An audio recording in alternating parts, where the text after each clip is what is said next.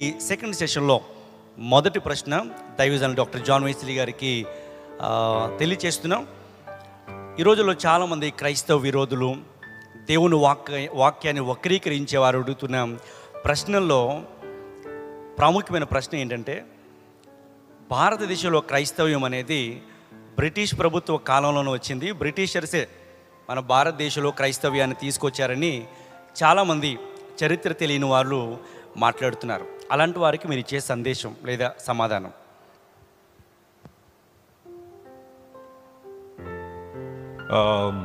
చాలా valid question ఇది.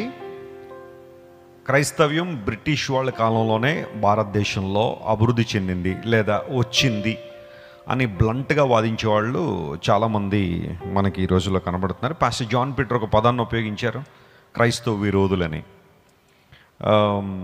అది కేవలం ఈ రోజుల్లో మాత్రమే కాదు, మొదటి శతాబ్ద కాలం నుండి ఆ పదం వాడుకలో ఉంది.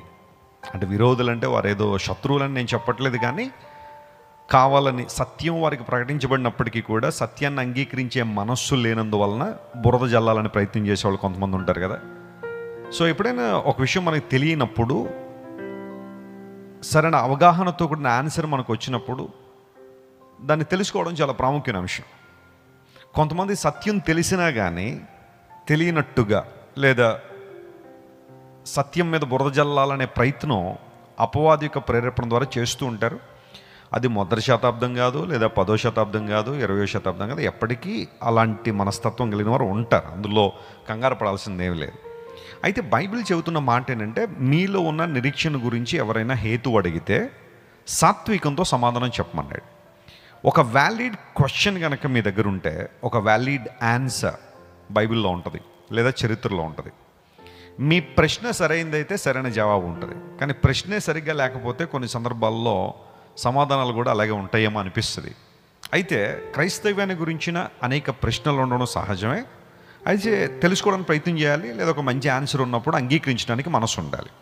పాస్టర్ జాన్ పీటర్ ఏమడిగారంటే, చాలామంది ఈ రోజుల్లో బ్రిటిష్ వారు పరిపాలనకు వచ్చిన తర్వాత భారతదేశాన్ని నిలబడి చేసి క్రైస్తవ్యాన్ని ఇక్కడ రుద్దారు లేదా పరిచయం చేశారు. లేకపోతే అసలు భారతదేశాన్ని క్రైస్తవ్యం అంటే ఏంటో తెలియదు, అసలు క్రిస్టియానిటీ అంటే ఏంటో తెలియదు అన్నట్టుగా మాట్లాడేవారు చాలామంది ఉంటారు.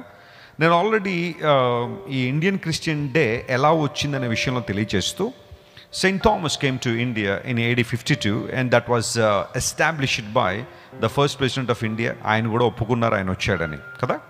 సో ఆ ఒక్క పాయింట్ చాలు. క్రైస్తవ్యం బ్రిటిష్ వారి కాలంలో భారతదేశానికి రాలేదు, అంతకు ముందే మొదటి శతాబ్ద కాలంలోనే యేసు ప్రభువారు శిలువ మీద మరణించి పునరుత్థానుడై తిరిగి లేచి సువార్త మర్మము, the mystery of the gospel ప్రత్యక్షపరచబడిన తర్వాత ప్రపంచానికి, తక్కిన ప్రపంచంలో ఉన్న జాతులైన వారికి లేదా దేశాలకి ఎలాగైతే సువార్త వెళ్ళిందో భారతదేశానికి కూడా అలాగే సువార్త వచ్చేసింది.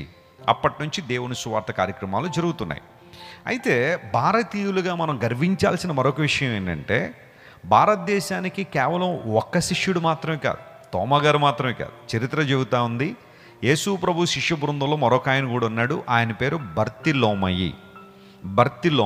ఆయన్నే నతనీయులను కూడా పిలుస్తాం.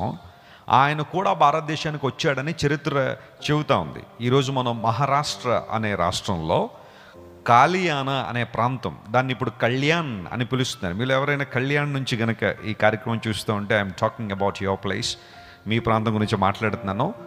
నతనీయులు గారు అంటే బర్తిలోమయి అనబడే యేసు ప్రభు శిష్యుడు, ఆయన భారతదేశం వచ్చి కాలియానాలో సువార్త ప్రకటించి అనేక మందిని సమూహంగా ఏర్పాటు చేసి ఆ తర్వాత మరలా ఆయన అక్కడి నుంచి వెళ్ళిపోయాడని చరిత్ర చెబుతాను.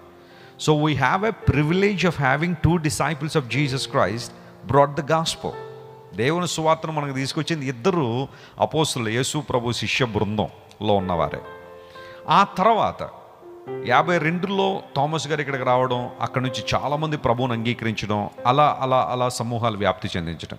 ఈరోజు మనం కేరళ వెళ్తే చవక్కడ్ అనే ఒక విలేజ్ మనకు కనబడుతుంది. చవక్కడ్ అంటారు దాన్ని మలయాళం భాషలో శపించబడిన ప్రాంతం అంటారు. ఎవరైనా గ్రామానికి శాపం అనే పేరు పెట్టుకుంటారా?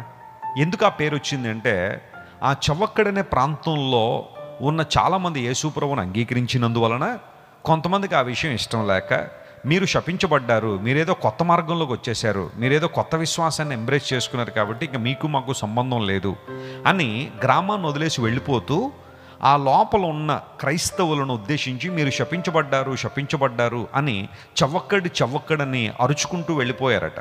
అప్పటి నుంచి ఆ ప్రాంతానికి చవ్వక్కడనే పేరు వచ్చింది. ఇవన్నీ కూడా చరిత్రలో మనం చూస్తున్న విషయాలే కదా.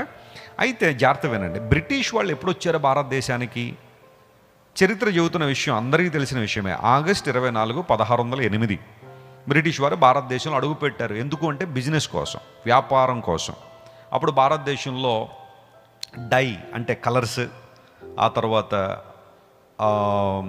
ఇంకా కొన్ని రకాలైన స్పైసెస్, ఇవన్నీ కూడా అందుబాటులో ఉన్నప్పుడు ఓపియం కావచ్చు, డైస్ కావచ్చు, స్పైసెస్ కావచ్చు, సిల్క్ కావచ్చు, ప్రాముఖ్యంగా పట్టు, దీనికోసం భారతదేశానికి వ్యాపార నిమిత్తం వచ్చారు వాళ్ళు. వచ్చిన తర్వాత మెల్లగా ఆ ట్రేడ్ డెవలప్ చేసుకుంటూ ఆ తర్వాత కొంతకాలానికి వీరిని మనం పరిపాలన చేస్తే బాగుంటుందని చెప్పి బ్రిటిష్ వారి పరిపాలనలోకి వచ్చేసారు. మరి అంతకుముందు భారతదేశాన్ని మొఘల్స్ పరిపాలన చేశారు, ముస్లిం రాజులు చాలామంది పరిపాలన చేశారు, అంతకుముందు రకరకాల రాజులు పరిపాలన చేశారు. ఇవన్నీ జరుగుతూనే ఉన్నాయి. ఒక దేశం ఉన్నప్పుడు ఆ వ్యవస్థలు ఉన్నాయి. బ్రిటిష్ వారు వచ్చి పరిపాలన ప్రారంభించిన తర్వాత ఏమైందంటే, జాగ్రత్త వినండి, చాలామంది అనుకున్నట్టుగా బ్రిటిష్ వారు క్రిస్టియానిటీని స్ప్రెడ్ చేశారు అనడం కన్నా, క్రిస్టియానిటీని ఇంకా స్ప్రెడ్ కాకుండా వాళ్ళు చాలాసార్లు అడ్డుకున్నారు. ఎందుకంటే వాళ్ళ పొలిటికల్ పవర్ పోతుందని చెప్పి, వారికి అధికారం పోద్దని చెప్పి మిషనరీలు వచ్చి సువార్త చెప్పడానికి ఇష్టపడుతున్నారు, రానివ్వలేదు చాలామందిని. అదోనీరామ్ జడ్సన్ అనే ఒక దేవుని సేవకుని చరిత్ర మీరు చెబితే ఈ విషయం అర్థమవుద్ది. ఆయన భారతదేశంలో సువార్త చెప్పాలనుకుంటే బ్రిటిష్ వారు చెప్పనివ్వలేదు. అందును బట్టి ఆయన బర్మా అనే ప్రాంతానికి వెళ్ళిపోయాడు ఆయన. ఇలా చాలామంది మిషనరీలు వద్దాం అనుకున్నారు, కానీ వాళ్ళు రానివ్వలేదు. ఎందుకంటే వాళ్ళ యొక్క అధికారం పోతుందేమోనన్న ఆలోచనలో. అందును బట్టి బ్రిటిష్ వారు క్రైస్తవ్యాన్ని అభివృద్ధి చేసేశారు లేదా స్ప్రెడ్ చేశారు అనేది అవాస్తవం. అయితే బ్రిటిష్ వారి కాలంలో కొంతమంది క్రైస్తవ మిషనరీలు రావడం, వారు సువార్త ప్రకటించిన తర్వాత చాలామంది ప్రభువుని అంగీకరించారు. అది మనం గమనించాలి. అయితే ఇక్కడ మీకు కొన్ని విషయాలు చెప్తాను వినండి. బ్రిటిష్ వారు 1608 నుండి భారతదేశం తమ ఉనికి ఉంది. ఆ తర్వాత కొంతకాలానికి పరిపాలన ప్రారంభించి 200 సంవత్సరాలు, అంటే 1757 నుంచి 1947 మనకి ఇండిపెండెన్స్ వచ్చిన దగ్గర నుంచి దాదాపు 200 సంవత్సరాలు వారు పరిపాలన చేశారు. నేను దాని గురించి పెద్దగా మాట్లాడాలనే ఆలోచన అయితే నాకు లేదు. అయితే దానికి ముందు మార్కో పోలో అనబడే ఒక ప్రపంచ ప్రయాణికుడు ఒక ఆయన భారతదేశం వచ్చాడు. లెజెండ్ చెప్తా ఉంది, అరౌండ్ 13th centuryలో ఈయన భారతదేశం వచ్చాడు. భారతదేశంలో కేరళ అనే ప్రాంతం, ఆ తర్వాత మలబార్ కోస్ట్, ఇవన్నీ కూడా ఆ కాలంలో చాలా ప్రాముఖ్యమైనవి కాబట్టి ఇవన్నీ ఆయన విజిట్ చేశాడు. మార్కో పోలో చక్కని పుస్తకాలు రాశారు. ఆయన ట్రావెలింగ్స్ అన్నింటి గురించి పుస్తకాలు రాస్తూ ఆయన ఏమంటాడంటే, నేను భారతదేశం ఎంటర్ అయినప్పుడు ప్రాముఖ్యంగా సౌత్ ఇండియాలో అప్పుడు కాకతీయ డైనాసిటీ ఉండేది, కాకతీయ సామ్రాజ్యం. రాణి రుద్రమదేవి గురించి మీరు వినుంటారు కదా, ఆమె చరిత్ర అంతా అప్పుడే జరిగిందన్నాడు. ఆ టైంలో మార్కో పోలో వచ్చాడు. వచ్చిన తర్వాత ఆయన మొత్తం భారతదేశాన్ని అంతా కూడా పరిశీలన చేసి వెళ్ళిపోయేటప్పుడు ఏం రాశాడో తెలుసా? విశాలమైన భారతదేశాన్ని 6 రాజులు పరిపాలన చేస్తున్నారు, అందులో 3 క్రైస్తవ విశ్వాసం కలిగిన వారని రాశాడు. That's amazing. This happened even before Britishers came to India. భారతదేశానికి బ్రిటిషర్స్ రాకమునుపు జరిగిన విషయం ఇది.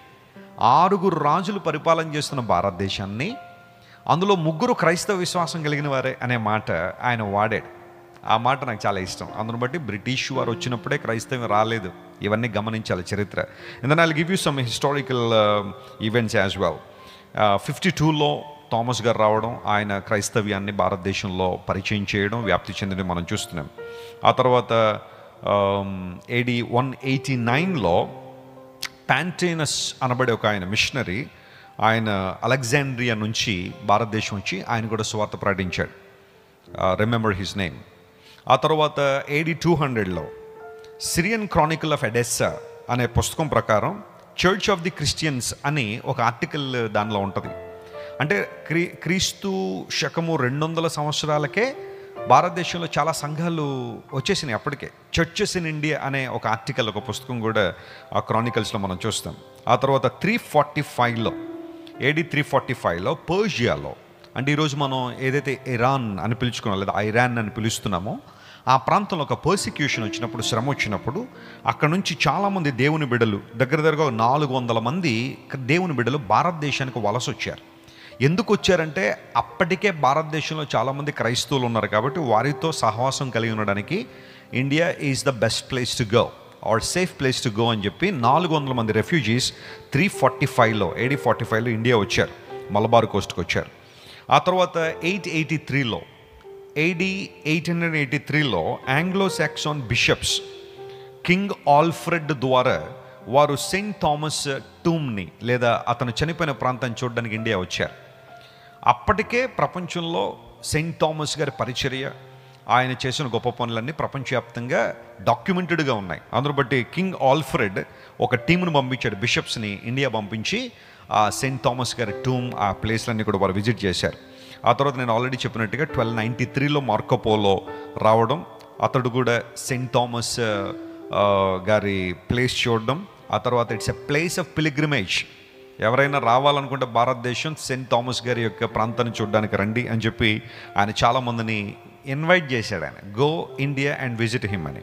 ఆ తర్వాత వాస్కోడి గామా, మనందరికీ తెలుసు, భారతదేశానికి సముద్ర మార్గాన్ని కనిపెట్టినవాడు. ఆయన వచ్చిన తర్వాత ఇంకా ఈ ట్రేడ్ అనేది బాగా ఎక్కువ స్టార్ట్ అయింది. కొంతమంది రోజుల్లో నేను కొంత వాట్సాప్ స్టేటస్లు కానీ ఇవన్నీ చూస్తూ ఉంటే వాస్కోడి గామా భారతదేశాన్ని నాశనం చేసేసాడు, అతడు కనుక ఈ లైన్ కనుక కనిపెట్టకపోయినంటే క్రిస్టియన్ మిషన్లు వచ్చేవాళ్లే కాదు, వాళ్ళు ఇక్కడ స్ప్రెడ్ చేసేవాళ్ళు కాదు, ఇండియా ఎంత బాగుండేదో అని చాలామంది మాట్లాడుతున్నారు. అలాంటి వాళ్ళందరూ ఒక్కసారి అసలు చరిత్ర కొంచెం 2 రోజులు చదవండి చాలు, పెద్ద ఎక్కువ రోజులు అక్కర్లేదు. 2 రోజులు వాట్ హ్యాపెండ్, ఏం జరిగింది. మార్కోపోలో లేదా వాస్కోడిగామా రాకమునుపే భారతదేశానికి చాలామంది విదేశీ యాత్రికులు కావచ్చు, ప్రయాణికులు వస్తుండేవారని, వారు కూడా వ్యాపార లావాదేవీలు చేస్తుండేవారని, ఈ విషయాలన్నీ తెలుసుకుంటే చాలా బాగుంటుంది. వాస్కోడిగామా సముద్ర మార్గాన్ని కనిపెట్టాడు, అక్కడ నుంచి ట్రేడ్ అభివృద్ధి చెంది, నేను కాదంటలేదు. ఈ రోజున ఇండియా ఎంత డెవలప్ అయింది అంటే, ఒక దేశానికి ఎక్స్పోర్ట్స్ అండ్ ఇంపోర్ట్స్ ఎంత ప్రాముఖ్యం మనందరికీ తెలుసు. ఇండియన్ ఎకానమీ ఎప్పుడైనా డెవలప్ అవ్వాలి అంటే లేదా డిపెండ్ అయ్యేది ఎక్స్పోర్ట్స్ అండ్ ఇంపోర్ట్స్ మీదే కదా. ఈరోజు భారతదేశంలో మేక్ ఇన్ ఇండియా అని మోడీ గారు ఒక ప్రోగ్రామ్ తీసుకొచ్చారంటే, తయారు చేసిన వస్తువులన్నీ మనమే పెట్టుకుంటే ఎకానమీ డెవలప్ అవ్వదు. When we send them out, మనం బయటకు పంపించినప్పుడు కదా ఎకానమీ డెవలప్ అవుతుంది. సో ఇవన్నీ కూడా వారు చేసిన పనుల్లో మంచిని మనం స్వీకరించగలిగితే, చూడగలిగితే, భారతదేశ నిర్మాణంలో కావచ్చు లేదా అభివృద్ధిలో కావచ్చు ప్రతి ఒక్కరూ ఎంతో కొంత కాంట్రిబ్యూషన్ అయితే ఉంది. ఈ విషయాన్ని గుర్తుపెట్టుకోండి. బ్రిటిష్ వారి కాలంలోనే క్రైస్తవ్యం రాలేదు, అంతకుముందే క్రైస్తవ్య మూలాలు భారతదేశంలో ఉన్నాయి. చాలామంది దేవుని బిడ్డలు అనేక ప్రాంతాల్లో ప్రభువుని అంగీకరించిన వారు ఉన్నారు. అయితే బ్రిటిష్ వారి కాలం తర్వాత లేదా కాలంలో చాలామంది మిషనరీలు వచ్చి సమ్ రిమార్కబుల్ పనులు చేయడం ద్వారా ఇంకా ఎక్కువగా క్రైస్తవ్యం, బ్రిటిష్ వారి ద్వారా కాదు నేను చెబుతుంది, మిషనరీల ద్వారా. మిషనరీలు కేవలం బ్రిటిష్ నుండే రాలేదు, అమెరికా నుండి వచ్చిన వాళ్ళు ఉన్నారు, లేదా మిగతా ప్రాంతాల నుండి వచ్చిన వాళ్ళు ఉన్నారు. వారందరూ ప్రభు సువార్తను ప్రకటించి క్రీస్తు ప్రేమను మనకు అందించి వాస్తవాన్ని వాస్తవంగా ఉంచారు. అంతకుముందు పరిస్థితులు వేరుగా ఉన్నాయి. మన దేశంలో కట్టుబాట్లు కావచ్చు, నిబంధనలు కావచ్చు, ఆచారాలు కావచ్చు, దురాచారాలు కావచ్చు, ప్రాముఖ్యంగా ఇవన్నీ కూడా చాలా రూపుమాపారు వాళ్ళు. లేదంటే ఇప్పటికీ కూడా భయంకరమైన ఆ డార్క్నెస్లో చాలామంది ఉండిపోవాల్సి వచ్చిందే. దైవుని బిడలు క్రిస్టియన్ మిషనరీస్ వచ్చి విద్య వైద్యంలో వారు చేసిన కాంట్రిబ్యూషన్స్ అంతా ఇంత కాదు. కమల్ హాసన్ అనే ఒక ఫిల్మ్ హీరో, ఒక మూవీ యాక్టర్, ఆయన కూడా ఒక సందర్భంలో ఏదో ఇంటర్వ్యూ చెబుతూ అసలు క్రైస్తవ మిషనరీలు చేసిన పని భారతదేశంలో ఇంకెవరూ చేయలేరని అన్నాడు ఆయన. వాళ్ళు చేసిన పనిని మనం ఎవరు కాదనకూడదని కమల్ హాసన్ కూడా ఒప్పుకున్నాడు. అది ఆయనే కదా, ఎవరైనా ఒప్పుకోవాల్సిందే, చరిత్ర తెలిసిన వాళ్ళందరూ కూడా. So Christian contribution in national building అనేది చాలా ప్రాముఖ్యమైనది. So please understand the fact, క్రైస్తవ్యం బ్రిటిష్ వారి కాలంలో మాత్రమే కాదు, భారతదేశం అంతకుముందు ఎప్పటి నుంచో భారతదేశంలో ఉంది. చాలామంది దేవుని బిడ్డలు భారతదేశంలో ఉన్నారు, దేవుని సువార్తను అనేక మందికి తెలియజేశారు.